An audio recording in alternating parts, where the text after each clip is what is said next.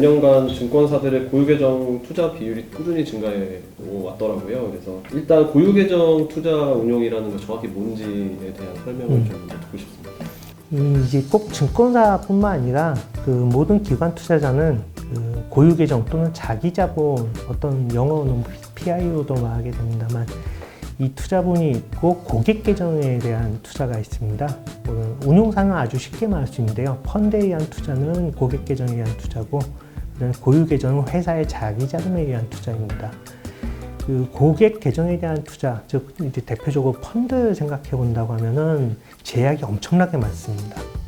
특정 주식을 일정 비율 이상 담지 못한다든지, 또 레버리지, 소위 말하는 이제 대출을 통해서 확대해서 투자하는 것 등이 제약이 미리 가해져 있는데, 고유 계정은 사실 그런 것이 거의 없습니다. 어떻게 보면 보다 적극적으로 투자가 가능한 부분이 있고요. 이런 제약이 있느냐 없느냐 부분이 그 두 가지를 나누는 가장 큰 차이라고 볼 수 있습니다. 이런 고유계정 투자 운용, 그러니까 적극적으로 투자가 가능한 이런 고유계정 투자 운용의 효과에 대해서 좀 더 구체적으로 설명을 좀 부탁드리겠습니다. 증권사는 사실 이제 그 수혜측에 참여하는 기관 투자 연기금을 제외한다면 아주 대형사라고 할 수가 있습니다. 전문사모 운용사나 자문사도 수혜측에 참여하기 때문에 그쪽을 소형사로 분류할 수가 있고요.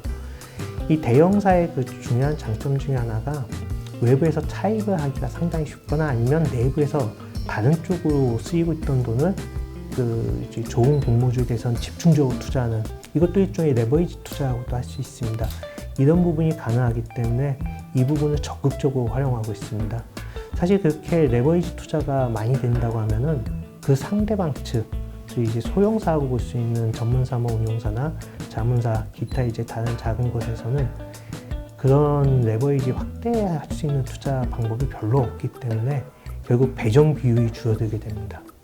그렇다면은 예전처럼 그 인기 주식에서, IPO 인기 주식에서 수익 올리는 거는 점점 힘들어지게 되고, 수익률 자체는 높다 하더라도 절대 금액이 줄어들게 됩니다. 그렇기 때문에 그러면 다른 투자 방법, 제가 권한다고 하면은 좀 인기가 없는 주식 중에서도 상장 후에 주가가 올라가는 경우가 있습니다. 이런 주식에 대해서 적극적으로 투자하는 것이 필요하다고 봅니다. 수요 예측하고 일반 청약을 준비하는 경우에서 투자 자문사나 운용사에서 고유계정으로 어떻게 투자하는 것이 또 방법이 될 수 있을지 좀 궁금합니다. 예, 지금 운용사를 말씀 주셨는데 사실 아주 대형 운용사는 증권사하고 비슷합니다. 그래서 앞에와 비슷하다고 치고 운용사 중에서 중소형, 더 정확히는 소형인 전문사모 운용사와 투자 자문사, 여기를 위주로 답해 보겠습니다. 이 소형사의 중요한 특징 중에 하나는 공모주 운용을 완전 전담하는 사람이 좀 적습니다. 그렇기 때문에 그분들은 운용과 분석이 나눠져 있는 경우가 드뭅니다. 그러다 보니까 사실 근데 또 이런 소형사들이 수가 많습니다. 그렇게 보면은 이 수는 많은데 분석하는 사람이 없다 보니까 소수의 이렇게 좀 분석해서 의견을 내는 것을 따라가는 경우가 상당히 많습니다. 그러면 이런 추종형 투자가 됐을 때 문제는 가치와 가격의 괴리가 굉장히 커집니다. 근데 무엇보다도 이 소형사에 대해서는 전담자가, 특히 분석을 전담하는 사람이 없기 때문에 이 분석을 전담할 수 있다면 강력한 경쟁력이 됩니다. 기본적 분석 외에 통계적인 분석, 저는 이제 주식시장에서 많이 쓰는 용어인 기술적 분석이라는 용어도 쓰는데요. 이런 분석이라도 자체적으로 해낼 수 있냐가 매우 중요하다고 봅니다. 일반 청약 부분은 사실 그 소형 회사에서 거의 하지 못하고 있는 부분이 많은데요. 고유 계정으로 투자할 땐 적극적으로 투자할 수 있고, 그렇기 때문에 일반 청약까지 활용해서 투자하는 게 좋고, 실제 정보 차원에서도 일반 청약은 굉장히 좋은 면이 있습니다. 수요 예측 때는 공모 가격도 모르고 당연히 기관 투자 경쟁률이나 의무 보유 확약 비율이 아직 안 나온 상태입니다. 근데 일반 청약 때는 이미 공모 가격이 높으냐 낮으냐, 기관 경쟁률이 높았느냐, 의무 보유 확약 비율이 높았느냐 뿐만 아니라 수요 예측 신청 가격 분포를 얼마나 잘 반영해서 공모 가격을 결정했느냐가 다 나타납니다. 그렇기 때문에 이런 일반 청약까지 활용하면은 그 고유 계정에서는 좀 더 큰 수익이 날 수 있고, 대형 운용사나 증권사에서는 여기까지 활용하지 않는 경우도 많습니다. 어떻게 보면 강력한 경쟁자가 없어지는 셈이기 때문에 이 부분도 함께 활용해서 투자하는 게 이제는 거의 필수적이라고 보고 있습니다. 고유계정 운영에서 상장일 당일에 모두 매도하는 걸 이제 원칙으로 했을 때 고려해야 될 사항. 상장일 초에 다 매도하는 그 투자자가 어떤 쪽이냐부터 먼저 말씀을 드려야 될 텐데요. 이제 대형사가 이렇게 공모주 투자하게 되면 당연히 배정 비율이 높고 많은 주식을 배정받습니다. 다른 말로 하면 하루 사이에 다 매도하기가 사실 쉽지가 않습니다. 그렇다면 이렇게 그 상장일 당일에 모두 매도하는 초단기 투자자는 말씀드렸던 소형 금융투자업자, 그러니까 투자자문사나 전문사무 운용사들이 많게 됩니다. 되게 이쪽은 또 업무적 특성이 있는데요. 말씀드린 대로 운용과 분석이 분리가 안 된 것뿐만 아니라 운용하는 분이 다른 업무도 좀 하게 됩니다. 그래서 1년에 50종목 이상이 상장되는데 그 상장 종목마다 하루 종일 매도에만 신경 쓰다 보면 1년에 50영업일을 일을 못 하시게 됩니다.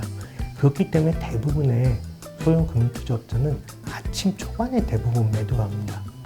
그리고 그 실제로 통계를 내보면 상장이 종가에 모두 매도했을 때의 수익률 평균과 상장이 시가에 모두 매도했을 때의 수익률 평균이 별로 차이가 나지가 않습니다. 그래서 시가에 매도한 것도 좋은데 IPO 주식이 상장된 날의 그 차트를 보면 9시부터 9시 30분 정도까지가 굉장히 크게 움직입니다. 그리고 상당수 그때는 오는 경우가 꽤 있습니다. 그러니까 동시호가에 주문을 걸어놓으면 시가에 다 매도가 될 텐데 시가에 다 파는 것보다는 시가의 일부분을 처리하고 그다음에 나머지는 이렇게 그 시간 분할로 9시부터 9시 15분이나 9시부터 9시 30분까지 이렇게 시간 분할로 매도하면 또 상당히 좋은 효과를 나타내게 됩니다. 마지막으로 하나 더 말씀드린다면 그 공모주 주식들 특성에 따라서 당일 주가 방향이 대략 좀 나타나는 게 있습니다. KOTC나 코넥스에서 이렇게 올라온 코스닥 시장에 올라온 주식은 유통 가능 물량이라고도 하는데 저는 다른 말로 해서 오버행 즉 매도 대기 물량이 많다고 말씀드립니다. 대부분 하루 종일 내리는 경우가 많습니다. 그냥 일반 그 IPO 종목이다 하더라도 유통 가능 물량이 많은 경우에 또는 좀 특수한 게 상장인 경우인데요. PEF가 M&A 했다가 내놓은 이렇게 IPO라든지 또 하나는 그 기업의 종류 외에도 비율 갖고도 계산이 되는 게 있는데요.